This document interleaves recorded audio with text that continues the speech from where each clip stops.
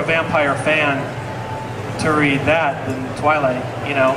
I had someone today, and not in regards to vampires, but in regards to zombies, and they asked me, do you like your zombies fast or slow? And I said, well, the best, in my opinion, the best zombie movie was Night of the Living Dead. You know, that was, to me, the best zombie movie. Dawn of the Dead was, yeah, probably close number one, maybe number two. So Dawn of the Dead and Night of the Living Dead. And I thought about it, that question, do you like your zombies fast or slow? Well, fast is non-traditional, right? So I said, well, I like them slow. But after watching World War Z, it's more exciting to see them fast, you know? And if you haven't seen World War Z, yeah, it's something else. When you see hundreds of thousands of zombies climbing up this wall, and you got these military guys just totally just knocking them down with machine guns, is pretty cool to see.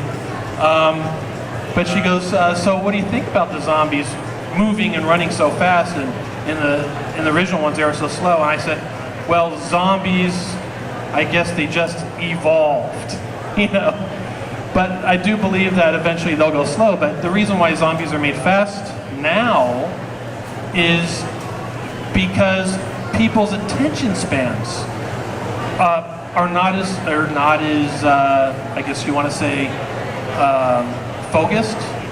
You know, I think because of the remote control, and we're having 500 channels just for basic cable. In our society, we've come to a point where, oh, this sounds interesting, watch it for about 2 minutes, click something else. Or if it's a commercial, you click to something else, you're watching 2 or 3 different shows, click, click, click, click, and that's why I think our attention spans have shortened. So people now, they don't want a lot of long dialogue like you find like in a Cary Grant movie, you know, some of these classics with really good plot points and storylines. People just want their zombies fast, a lot of action, you know, a lot of excitement, a lot of adrenaline pumping, you know. And they can do that with vampires too, and they can do that with the traditional vampires. But that's why we're seeing the faster zombies, because maybe the people's attention span isn't there to sit there and watch these guys kind of just mope around and you know, lurching at people trying to, you know, weave through them. Maybe, you know, we want to see the zombies faster, not the people. So, any other questions?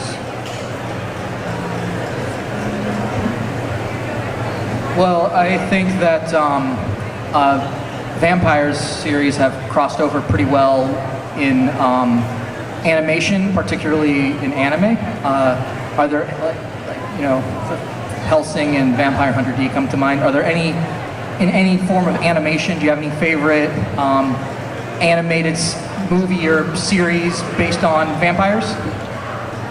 Well, my anime, I'll tell you what I like about anime is I like the original Getter Robo, and in the States it was Star Avengers, and you know, the original Voltron and Shogun Warriors, and yeah, gotcha, man.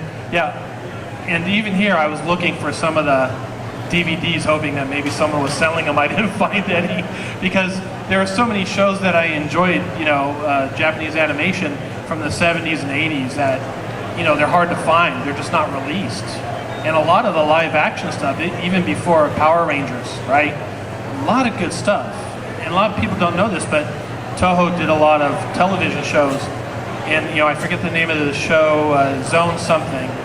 But Godzilla every week made an appearance in the show. So Godzilla just wasn't in movies. And that's where Jet Jaguar, if you know Godzilla, was also in that show. But in regards to vampires and anime, you know, vampires and anime, that's really a new thing, really. I mean, you didn't really see vampires and anime in the 80s and 70s because it was more giant robots, it was, you know, mobile suits, a lot of Outer Space Odyssey type stuff. And, but you know, Hellsing is incredible. And what I like about that series, the anime, is it's very dark. You know, just the way it's done, the blood.